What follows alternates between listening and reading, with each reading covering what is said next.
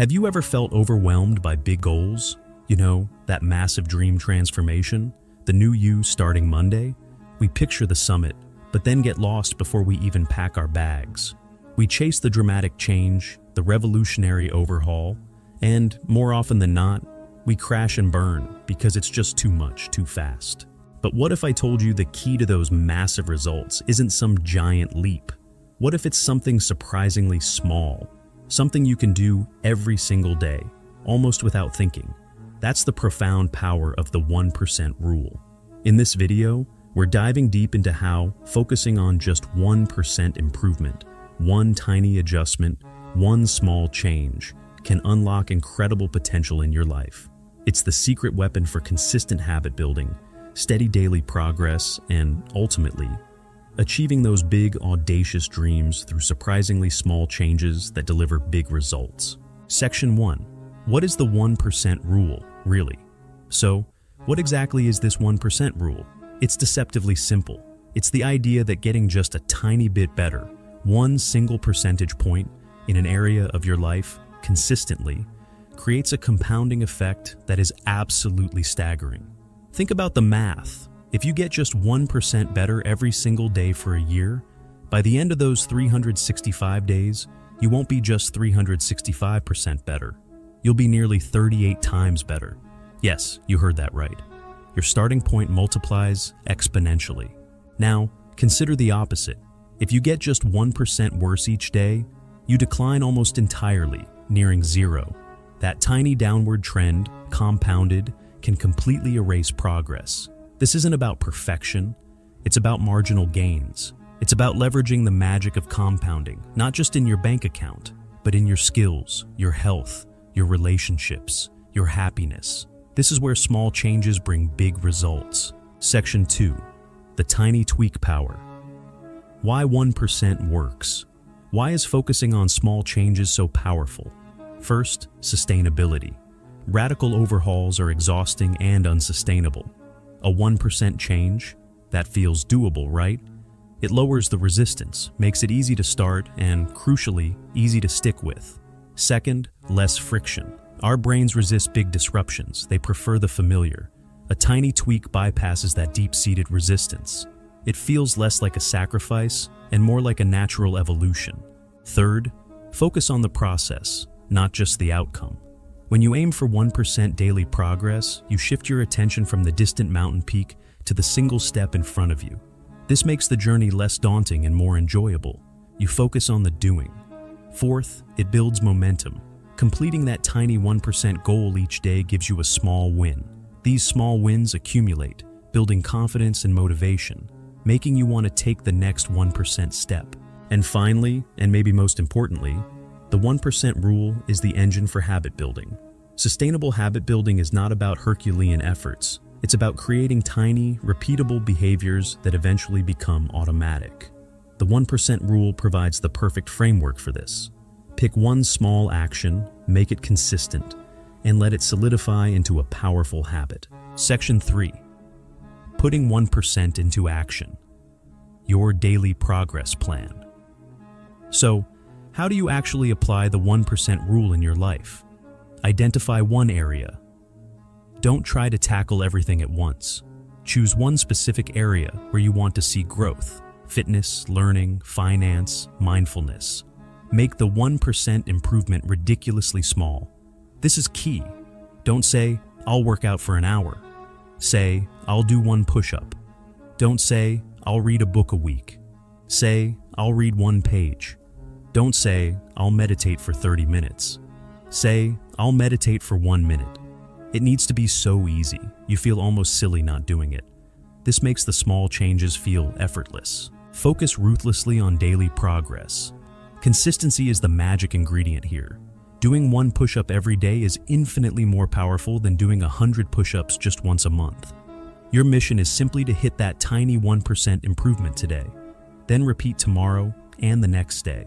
Use habit-building techniques. Stack your new 1% habit onto an existing one.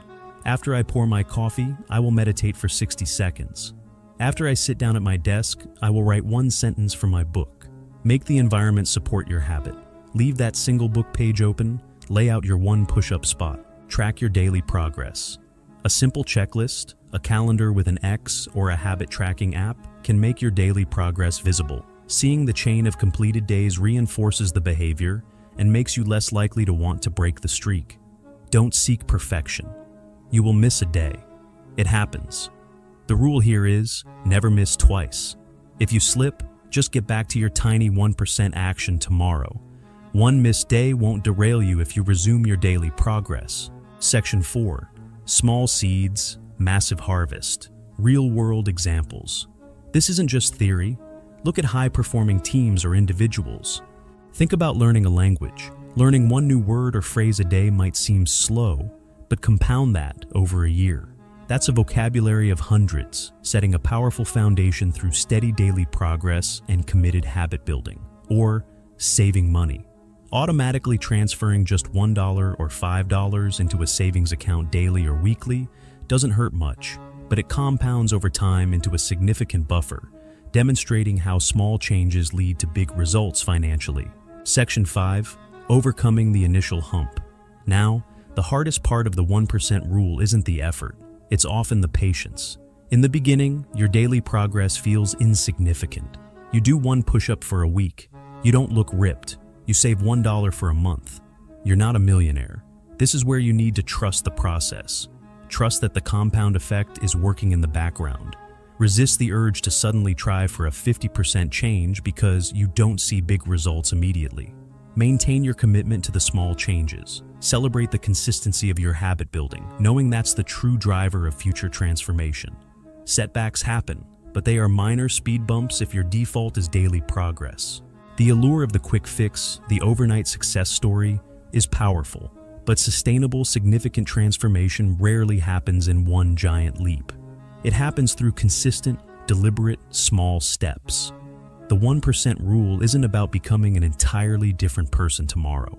It's about getting slightly, almost imperceptibly better today than you were yesterday.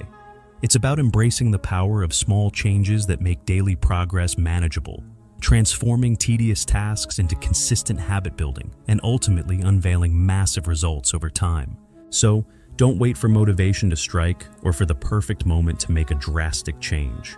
Start today. Find just one tiny thing you can improve by 1%. Make that small change, focus on that daily progress, build that tiny habit, and let the incredible power of compounding do the rest. Your future, significantly better self starts with this single, simple, powerful concept: the 1% rule. There it is again, that task, staring back at you from the screen, the page, the to-do list. You know you need to do it. You might even want the result, but instead, you find yourself scrolling, tidying, making another coffee. Anything but starting. You tell yourself you're lazy, unmotivated, bad at managing time. We wear these labels like heavy armor, justifying why we're stuck. But what if I told you that's not the real story? Today, we're not just scratching the surface, we're digging deeper. We're pulling back the curtain on the real, often hidden, psychological triggers that fuel your procrastination. These are the reasons underneath the excuses. And more importantly, I'm going to give you the blueprint, the actionable strategies to address these root causes so you can finally fix procrastination permanently, break free from the cycle, and unlock the powerful, productive force that's already inside you. Let's debunk the biggest myth right now. Procrastination is rarely about true laziness. Think about it. You have energy for things you enjoy, right? You have desires, ambitions. Procrastination isn't usually a lack of energy.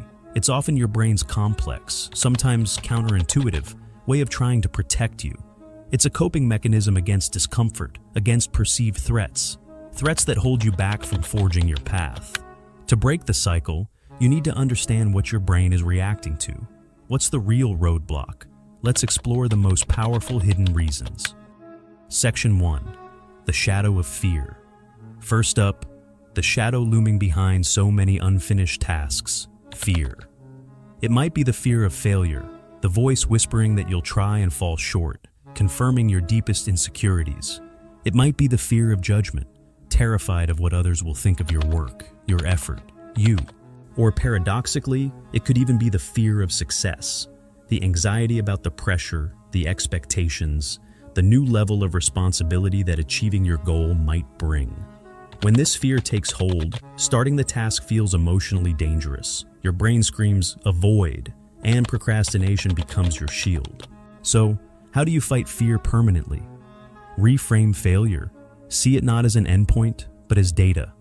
Feedback, a crucial step on the path you're forging. Every failure teaches you something vital for the next step. Focus on effort. You can't always control the outcome, but you can control your input. Shift your goal from perfect result to dedicated effort. Celebrate the doing. Shrink the threat. Break the task down into impossibly small steps. What's the absolute tiniest first action? Starting small bypasses the fear trigger. Visualize the process. Instead of just dreaming of the finish line, visualize yourself calmly working through the steps. Build comfort with the action itself. Section 2. The perfectionism trap. Next, the deceptive gilded cage of perfectionism. This isn't about healthy high standards. This is the crippling belief that if you can't do it flawlessly, it's not worth doing at all. It whispers, wait until conditions are perfect. Or, if it's not groundbreaking, why bother? Perfectionism is often fear wearing a mask of quality. The impossibly high bar makes starting feel overwhelming, pointless. So, you delay, you over-research, you tweak endlessly, anything to avoid declaring it done and facing potential imperfection. How do you escape the perfectionism loop for good? Embrace good enough. Give yourself permission for version 1.0 to be imperfect. Aim for done, not divine, especially on the first pass. Progress over paralysis. Track progress, not perfection. Focus on the steps you're taking, the momentum you're building. Celebrate forward movement, however small. Set time limits. Use Parkinson's law. Work expands to fill the time available. Set realistic timers for tasks.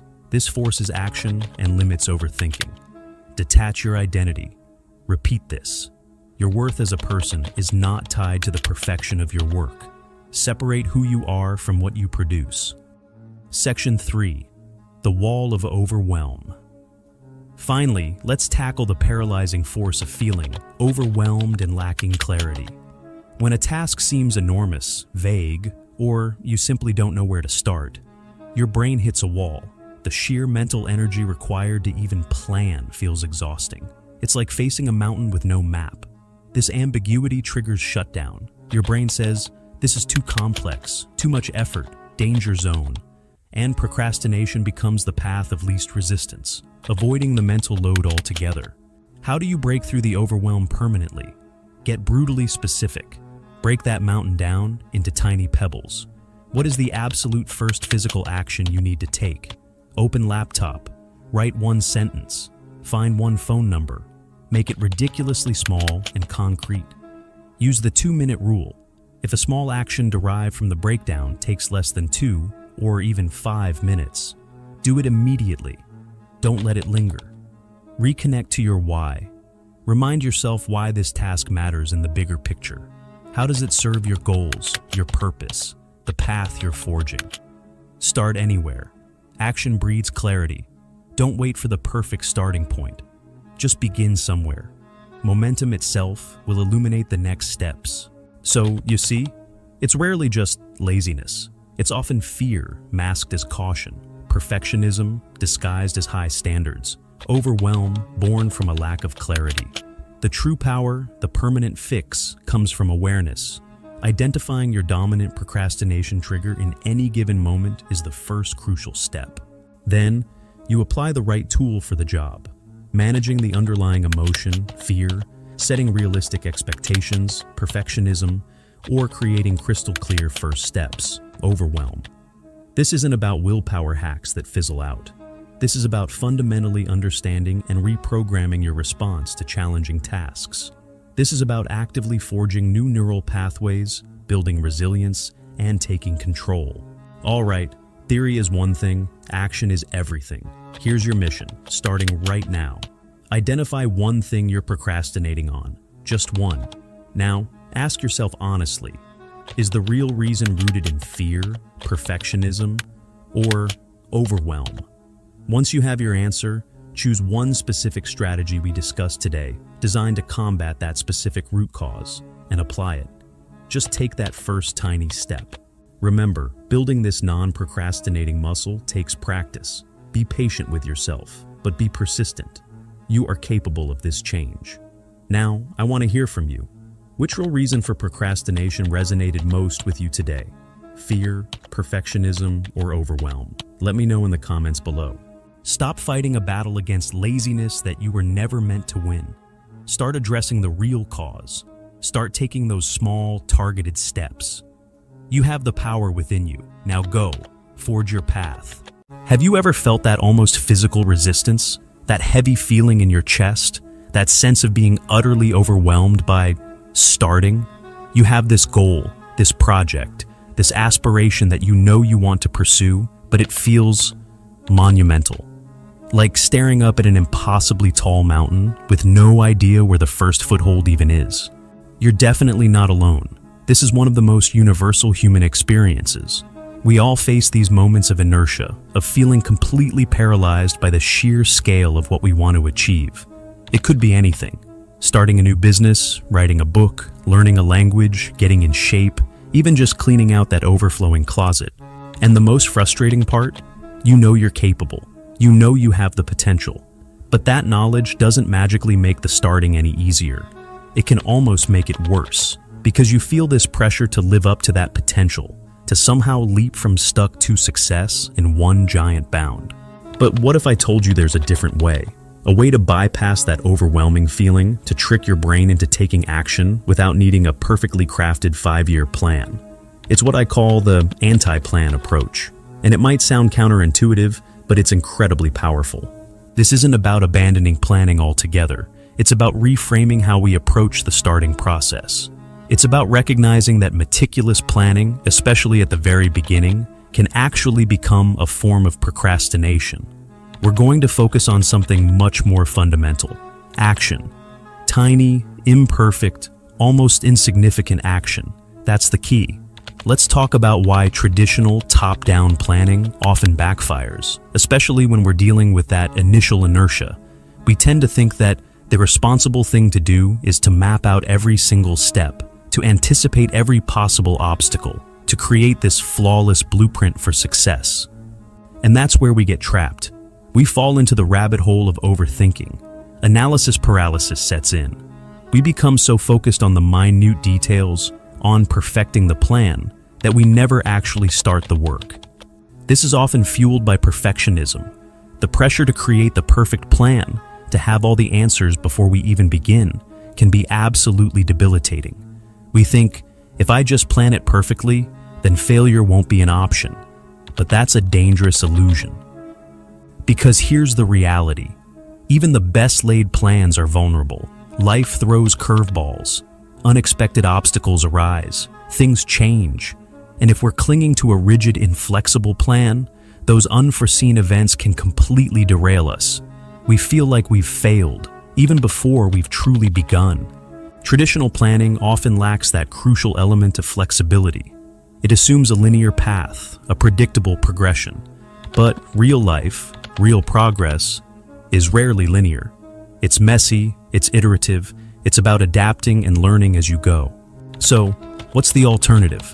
How do we break free from this planning paralysis and actually start? The answer is surprisingly simple.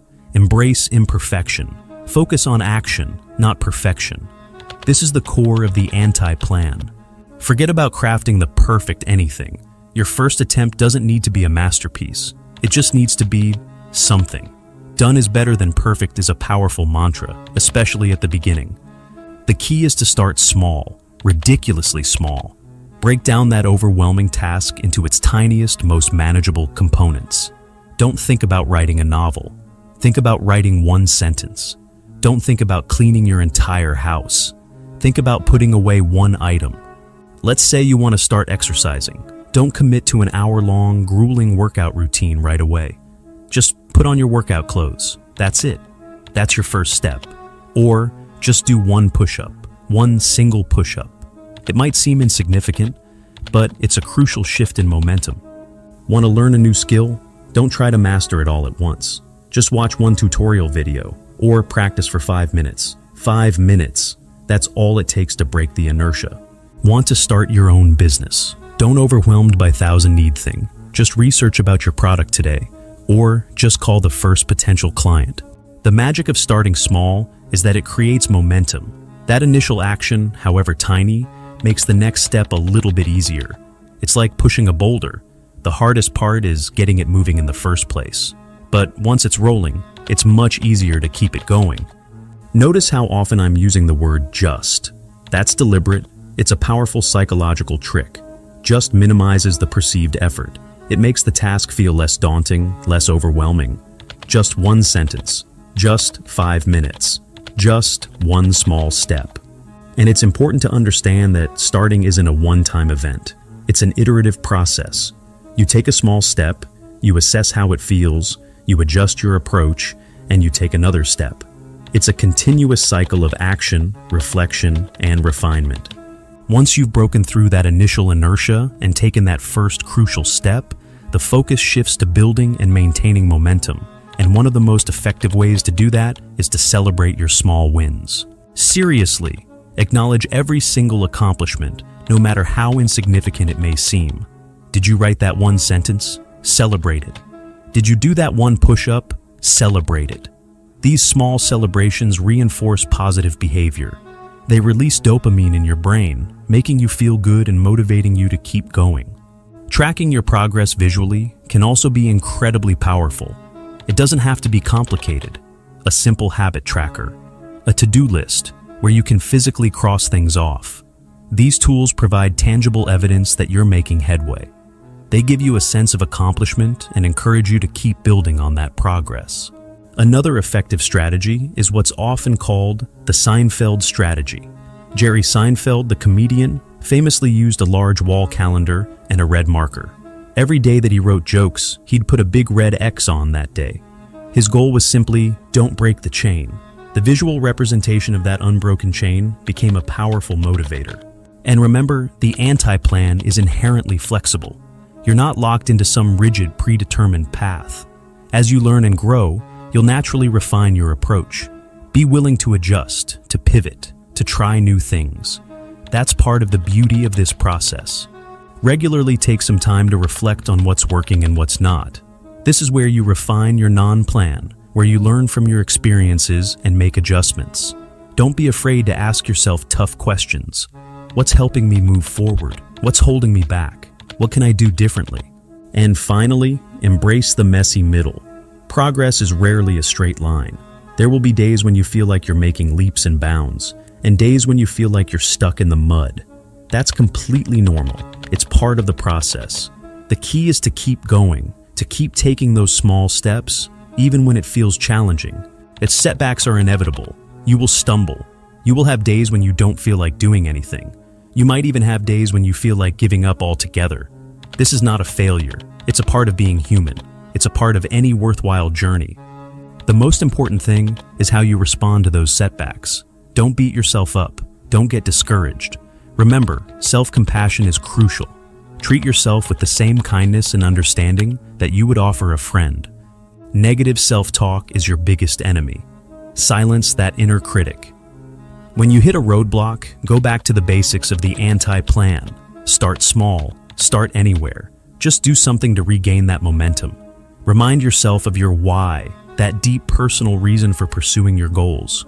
Now go out there and make it happen, one step at a time. How many times have you woken up, hit the snooze button not once, not twice, but maybe 3 times, feeling that heavy weight, that feeling of, I should do that thing today, but I just don't feel like it. The gym, that work project, cleaning the kitchen, starting that book, learning that new skill. We wait. We wait for that lightning bolt of inspiration, that sudden surge of motivation to strike us. We tell ourselves, once I feel motivated, then I'll start.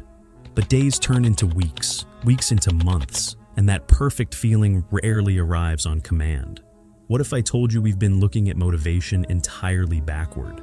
What if the secret to consistent motivation wasn't some grand gesture or life overhaul, but a ridiculously simple, tiny hack you can start using right now? Let's break down the big myth. Motivation comes before action. We believe we need to feel ready, inspired, and energized first, and then we'll take the leap. But neuroscience and psychology actually show us something quite different. Something counterintuitive, but incredibly powerful. Think about it like a car on a cold morning. It doesn't warm itself up before you turn the key. You have to turn the key, start the engine, get it moving, then the heat starts flowing. Our motivation works in a very similar way. Waiting for motivation is like waiting for the perfect wave that might never come. You're passively standing on the shore, but action, even the smallest action, is like paddling out. It creates friction, it creates movement, it generates its own momentum. Action isn't the result of motivation. Often it's the creator of it. That initial inertia, that I don't want to feeling. That's the biggest hurdle. Once you overcome that tiny initial resistance, something magical starts to happen. So, what is this tiny hack that can rewire your approach to getting things done every single day? It's called the 2-minute rule. It's beautifully simple. Whatever task you're avoiding, commit to doing it for just 2 minutes. That's it, 2 minutes. Want to exercise but feel glued to the couch? Don't commit to a 1-hour workout. Just commit to putting on your running shoes and walking out the door. That takes less than 2 minutes. Dreading that huge report? Don't think about the whole thing. Just commit to opening the document and writing the first sentence or outlining the first section header. 2 minutes. Need to clean the disastrous kitchen? Don't visualize scrubbing for an hour. Just commit to putting away 5 items or clearing 1 counter surface. 2 minutes. Want to read more? Just commit to reading 1 page. Less than 2 minutes. Why does this work so brilliantly? 1. It bypasses resistance. The task feels so small, so manageable, that the part of your brain screaming, "No," doesn't have much to fight against. It lowers the activation energy needed to start. 2. It breaks inertia. An object at rest stays at rest. An object in motion stays in motion. Getting started, even for 120 seconds, shifts you from at rest to in motion. 3. It often leads to more. Here's the sneaky magic. Once you've started, once you're doing the thing, it's far easier to continue doing it. After 2 minutes of tidying, you might think, okay, I can do 5 more minutes. After writing 1 sentence, the next one comes easier.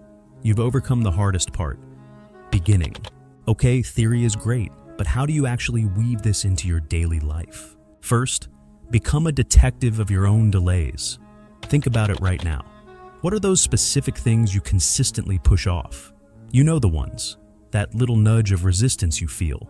Maybe it's answering that specific email, finally picking up the floss, actually tuning your guitar before you practice, or making that phone call you keep rescheduling. Take a moment, maybe even pause this video, and identify 1 or 2 of your personal resistance tasks. Get specific. Name your resistance. Second, shrink it down to ridiculously small. Now, take each task you identified and ask yourself, what's the version of this I can do in less than 2 minutes? We're lowering the barrier to entry so low, it's almost impossible not to step over it. So, instead of plan my entire week, try open my planner and write down just 1 priority. Instead of the daunting go to the gym, the tiny achievable start is put on my gym clothes. That's it. You're just creating the gateway action. Third, link it to what you already do. This is where it gets really clever. It's called habit stacking. You attach your new tiny 2-minute habit to something you already do automatically, like brushing your teeth or making coffee. Your existing habit becomes the trigger. So it might sound like this. After I brush my teeth, my current habit, I will do 2 minutes of stretching, my new tiny habit. Or maybe when I pour my first cup of coffee, current habit, I will open my notebook and jot down 1 thing I'm grateful for, new tiny habit. This anchors the new behavior, making it much easier to remember and slip into your routine without friction. Fourth, possibly the most important, celebrate the start. Seriously, this is crucial. Give yourself genuine credit for doing the 2 minutes. Even if you only manage the 2 minutes and stop right there, that's the win. The entire point was to start, to break inertia. You didn't wait for perfect motivation, you didn't let resistance win. You took action. You showed up. That is the victory. Acknowledge it, feel good about it. You've broken the chain of inaction for that moment. Anything you do beyond those 2 minutes is purely a bonus, not the main event. The 2-minute rule isn't just about tricking yourself into starting. It's about building a fundamental shift in your identity. You're not aiming for perfection, you're aiming for consistency. Every time you complete your 2 minutes, you cast a vote for being the type of person who shows up. You reinforce the identity of someone who takes action, even when they don't feel like it. These tiny actions, repeated day after day, build incredible momentum. Think of it like compounding interest for your life. Small, consistent deposits of effort yield massive returns over time. The 2 minutes you spend putting on your running shoes today might lead to a 5K race next year. The 2 minutes you spend tidying might lead to a calm, organized home. The 2 minutes you spend writing might lead to a finished novel or a thriving blog. It starts small, but it builds.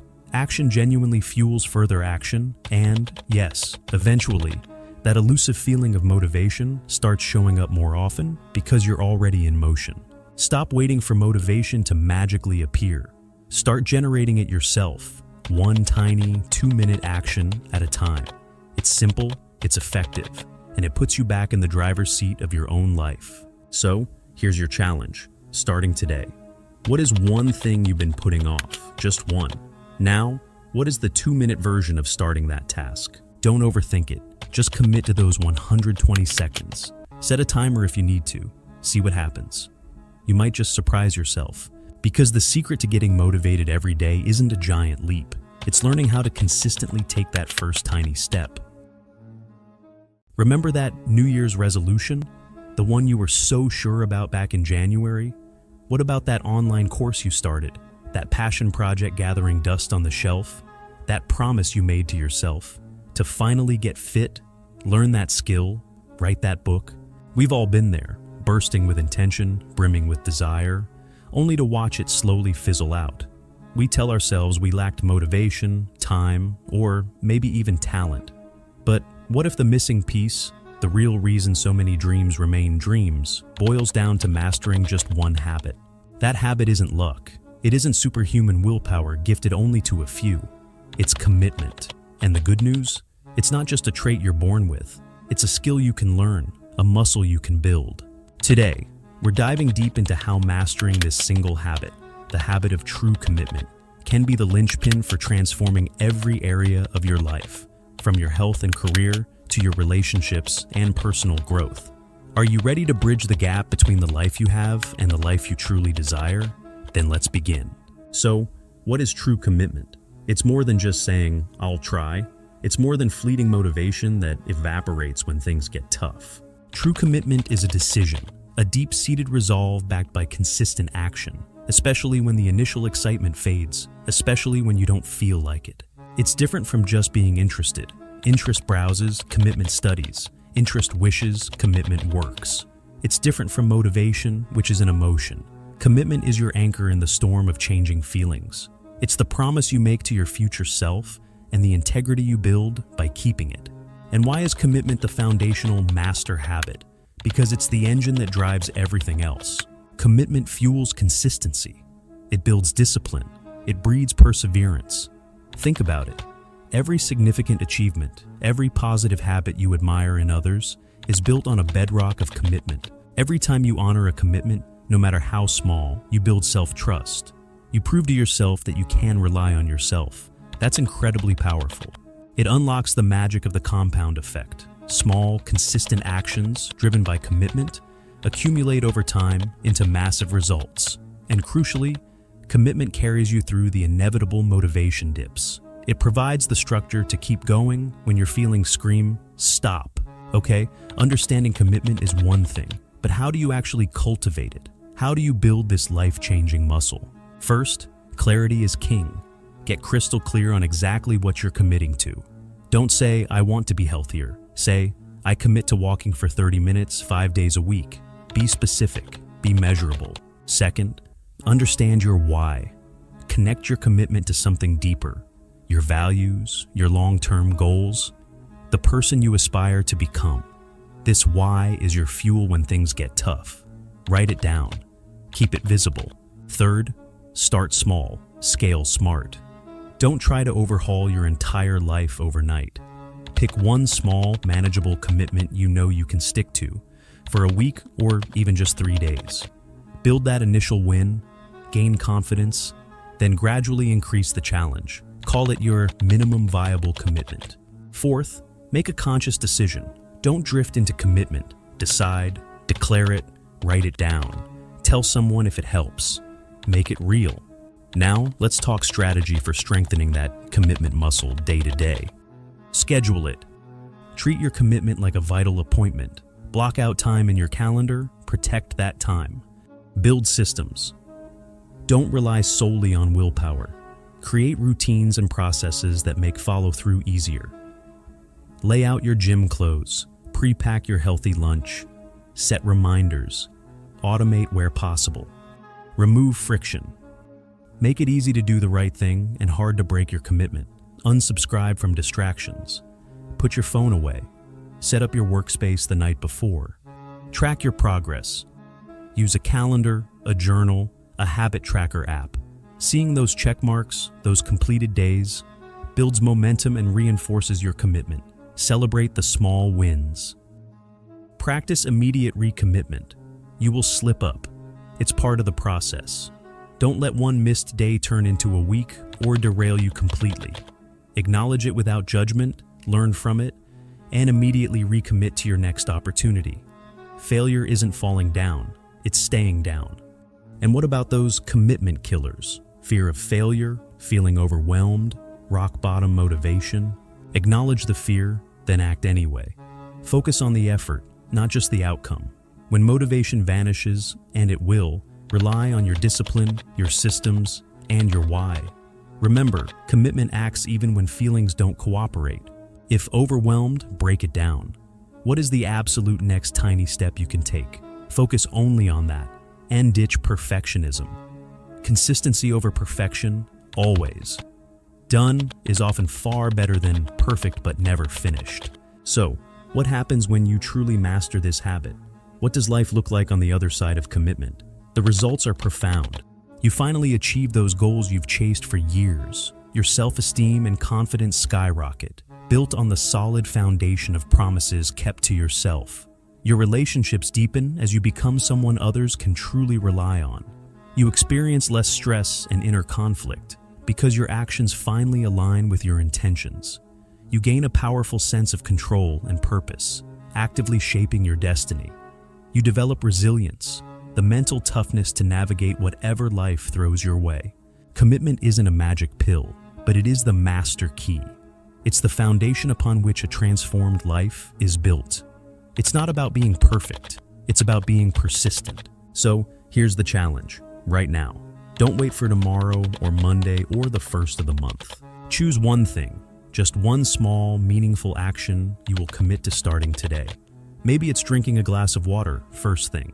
Maybe it's reading for 10 minutes. Maybe it's writing down one thing you're grateful for. Choose it, write it down, commit. The journey of 1,000 miles begins with a single step. Your journey of transformation begins with a single commitment. Master this one habit and unlock the extraordinary potential that lies within you. The power to change your life isn't out there somewhere. It's right here. It starts now with your commitment. Right now, this very second, while you're hitting snooze, someone else is seizing their destiny. While you're lost in the endless scroll of social media, they're building empires. Sounds harsh? It is. Because in 365 days, 1 year from today, you'll be watching them succeed, wondering, what if? What if I had just done something different? We all get the same 24 hours, but how we use the first few, those precious critical hours, that's the difference between achieving your wildest dreams and living a life filled with what-ifs and regret. What if I told you there was one choice, one deceptively simple habit that could completely transform the next 5 years of your life? And I'm not talking about some overnight success hack. This is not a lottery ticket. This is a sustainable change. I'm not talking about working harder. I'm talking about working smarter, strategically, claiming the time that almost everyone else throws away. The choice. It's simple, but not easy. Waking up at 5 a.m. I know. You're probably already reaching for that back button. It sounds brutal, but before you dismiss it, hear me out. This isn't about sleep deprivation. This is about strategically claiming the most powerful hours of your entire day. And the science backs this up. Your brain is at its absolute peak performance in the first few hours after waking. Studies show a 40% increase in cognitive function, focus, and raw creativity. This is your golden hour, a neurological gift, a time when your mind is primed for deep work, problem solving, and strategic planning. Think of it as your brain's superpower window. But here's the dark truth, the truth most people don't want to face. The vast majority squander this precious time. They trade their peak performance, their potential, for a few extra minutes under the covers. They choose comfort over opportunity. Every single day you hit snooze, you're donating your best energy, your sharpest thinking, to your pillow. You're literally trading your dreams for temporary comfort. Meanwhile, your competition, those who are seizing the morning, those who understand the power of these hours, they're already miles ahead. They're building, creating, and conquering while you're still dreaming. So, what do you do with these golden hours? It's not about immediately jumping into your regular workday. That's a recipe for burnout. It's about investing in yourself, laying the foundation for a day of peak performance and productivity. First, hydrate. Start with a large glass of water, maybe with a squeeze of lemon. Your body is dehydrated after sleep, and water jumpstarts your metabolism and gets your brain firing. Next, move. Get your blood flowing. This doesn't have to be a grueling workout. It could be a quick yoga session, a brisk walk, some simple stretching. Even 15 to 20 minutes of physical activity dramatically boosts energy and focus. Then, mindset. Set your intentions for the day. Journal, meditate, visualize your goals. This primes your mind for success, reduces stress, and creates a sense of calm control. Finally, focus. Now, dedicate time to your most important task. This is your MIT, your most important thing. It's the one thing that, if you accomplished it, would make the biggest difference in your life. It could be working on your business, learning a new skill, writing that book you've always dreamed of, coding that app, whatever moves the needle forward. The key is to protect this time. This is sacred. No distractions, no social media, no email, no checking the news. This is your time to make real progress on your dreams. It's about creating a proactive start rather than a reactive one. I'm not going to lie, this will be challenging at first. Your body will resist. Your mind will make excuses. I'm too tired. I'm not a morning person. I'll start tomorrow. These are the whispers of procrastination, the enemies of progress. But I challenge you. I dare you to commit to just 21 days. Why 21 days? Because that's the scientifically proven time frame it takes to form a new habit. 21 days of consistent early rising will rewire your brain and body. It will become your new normal, your new baseline for success. It's about building momentum. Here's how to take the 21-day 5 a.m. challenge. It is very simple. Step 1. Set your alarm for 5 a.m. tonight. Not tomorrow morning. Tonight, no excuses. Make the commitment now. Step 2. Prepare the night before. Lay out your clothes, prepare your water bottle, have your journal and pen ready. Remove any obstacles that might slow you down. Step 3. Track your progress. Use a habit tracker, a calendar, a journal, anything to visually mark each successful day. This creates a sense of accomplishment and keeps you accountable. Step 4. Find an accountability partner. Tell a friend, a family member, join an online community. Having someone to share your journey with makes a huge difference. Step 5. Reward yourself. Celebrate your milestones, even the small ones. This reinforces the positive habit and makes it more enjoyable. I know you can do this. This isn't about becoming a morning person in the stereotypical sense. It's about becoming the best version of yourself. It's about taking control of your life, one morning at a time, and creating the future you deserve. It's about saying yes to your potential and no to mediocrity. The information for the 21-day challenge will be available in the description down below. There's a link. Go and download the information, and you are going to have 21-day challenge to transform your life and make you better. Join our online community and get ready to do this challenge with all of us. Just imagine, where you could be in 5 years if you consistently utilized your golden hours. Think about the skills you could master, the projects you could complete, the business you could build, the life you could create. The possibilities are limitless. This isn't just about waking up early. It's about cultivating discipline, focus, and a proactive mindset. These are the qualities that separate the dreamers from the doers, the ones who talk about their goals from the ones who achieve them. Remember this. In 5 years, you'll either be the person who embraced this challenge and transformed their life, or the person who wasted 1,825 precious opportunities, 1,825 mornings where you could have been building your future. The choice is yours, and it is your right now. Your best life is waiting. Don't let it slip away. Start now. Don't let another day slip away. Don't let another opportunity pass you by. Take the 21-day 5 a.m. challenge and start building the life you truly deserve. Click the link in the description to download the challenge guide and get started today. And I want to hear from you. Let me know in the comments, what's the one goal you'll be focusing on during your golden hours? Thanks for watching, and I'll see you in the next video.